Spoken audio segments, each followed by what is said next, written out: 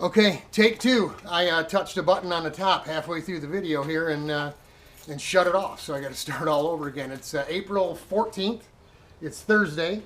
We're 4 days post April test.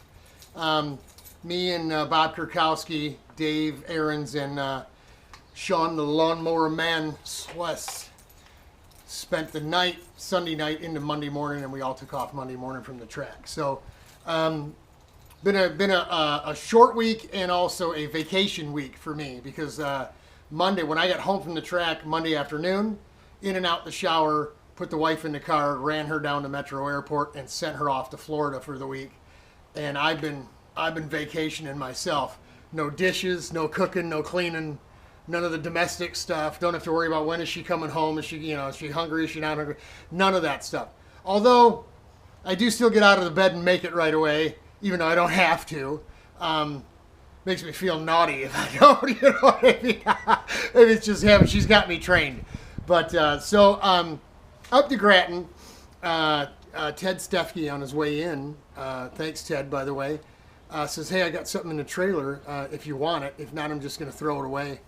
And I said, is it blown up? And he said, no, it's nothing like that. I said, what is it? And he says, you're going to have to wait until I get inside and get offloaded. And I kind of forgot about it for a while. And about 10:30, about 11:30 or so, I wander past and he says, hey, there it is. And I looked and he was pointing from working on his cart past his little work table. And it was beyond that, but I didn't know he was pointing. The only thing I really looked at on the table was his coffee thermos. And I'm like, wow, that's a nice thermos. Hey, it's got coffee in it too. He said, no, that's mine. I'm talking about that over there. And look beyond his table in the grass was this right here. Was this Sprint Kart. It was this, I guess, CIK body. I remember seeing this body on our buddy, Lord rest his soul, Doug Van Sweden. He was from Kalamazoo. He had one on, I think it was a Dino 125 Sprint shifter cart. Back in the day, folks, when Sprint carts, Sprint shifter carts first came to road racing, they didn't come as CIK carts. They came just like kind of like a 125 unlimited almost, an unlimited 125. They were full-bodied carts. They had bodywork, noses, side panels, wings on the back. It was all custom made, just like an Enduro, but it was a Sprint cart. It's too bad we got away from that because everybody that started showing up in numbers started showing up with a CIK, and they pissed and moaned about the guys that had the bodywork. Next thing you know, they get pushed out, and in comes the CIK thing, and the rest is history. But here's a quick little history lesson for you. Ted told me, the guy that manufactured this thing, that molded it and made the parts out of the molds, it is a pretty cool little car. Now, you know where I'm going with this, right? Instantly, when I saw it, I couldn't look at the condition of this thing. I don't even think it's ever been on. It's been on a cart. It's been mounted, but there isn't any sandblasting to it.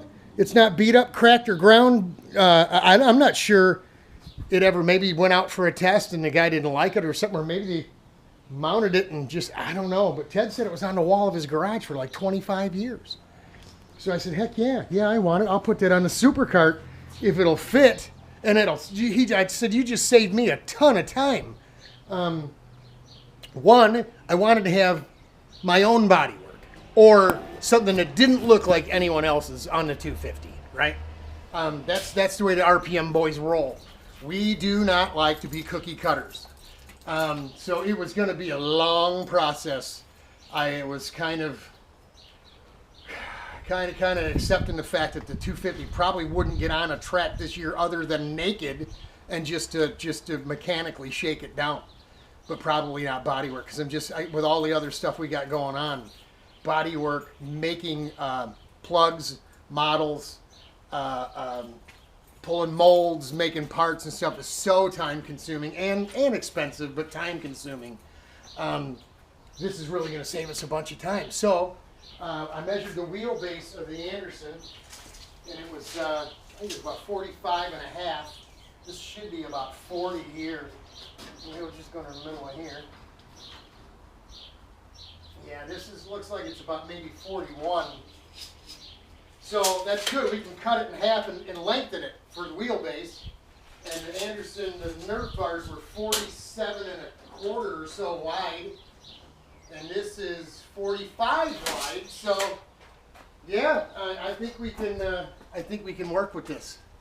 This is, you know, modifying this is going to be much, much quicker and less time consuming than trying to build something completely new. And because it's a super cart and it's an Anderson, we can add high sides. We can cheat the system. We don't have to follow any rules.